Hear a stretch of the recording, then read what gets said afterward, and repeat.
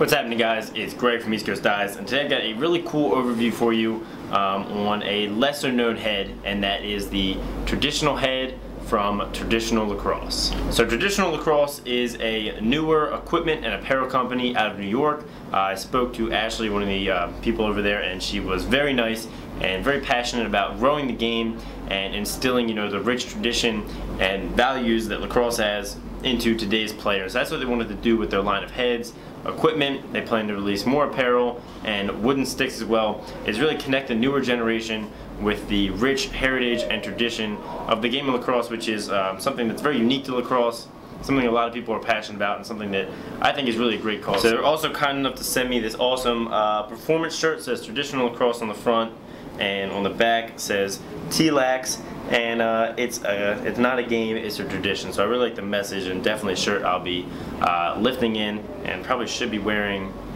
in this video. Boom, it's on. It fits me perfectly. I'm not sure how they knew my size. Never really talked to them before they sent in this stuff. I guess maybe you can see from the video. I'm not sure, but it fits great. Really nice performance shirt, so I really appreciate them sending that out. So now let's get into the traditional head.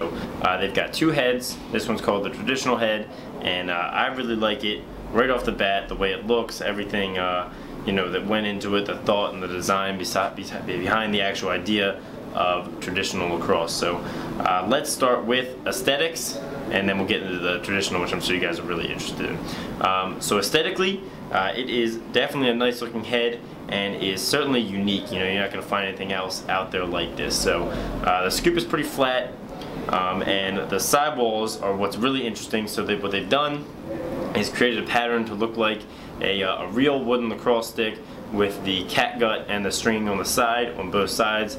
So you can see it's got these thin rails and pillars with what looks to be, what looks like string wrapped around them and wrapped around, going around the top right here.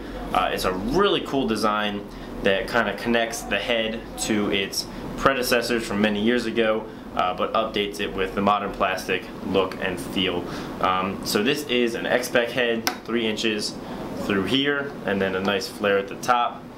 So it's actually a great X-Spec face shape, a lot like the Thompson i6 or maybe the Clutch X. It's pretty wide through here and then has a pretty good, pretty solid flare up at the top. So definitely nothing wrong with the face shape. I really like that. As far as the rigidity and design, it does have a lot of sidewall, but it is pretty thin, so this thing stays pretty flexible actually. Definitely more flexible than most X-Spec heads I've had, which sometimes is good. A lot of people like their heads flexy, some like them more rigid, but this one's pretty flexible. I probably wouldn't recommend it for face-offs. I don't think it would hold up too well, but for a field head, it has a nice amount of flex and should hold its shape pretty well. They've also got a really nice molded kind of rubber plastic traditional lacrosse ball stop here that is nice and large. I don't know how often people actually use the ball stop, but that is a pretty nice one for sure. So now let's get into the stringing and how they've strung this head. So up at the top, it has kind of a non-traditional top string holes, kind of like what Reebok did with the 10K. They're not just holes, they're big open slots. So it kind of gives you the option to use these outside slots here. I'm not sure if you can see that, or the inside. I don't think you'd have to worry about the string floating between if you pull it nice and tight. I think it would be okay.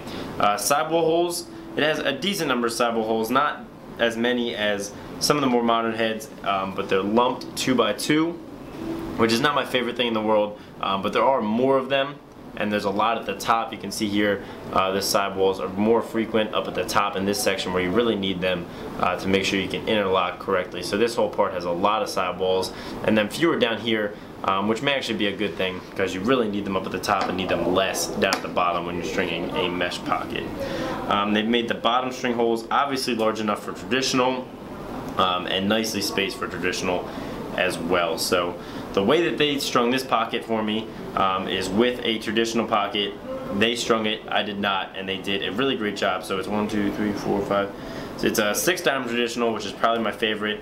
I started playing with a 6-diamond traditional when I was very young, and it's very well strung. Got black leathers, black cross lace, black leathers, orange cross lace, orange sidewall with black striker shooting strings, 3 straight. So this head is NCAA legal, and For those of you that haven't played with traditional before, it's really something you should do.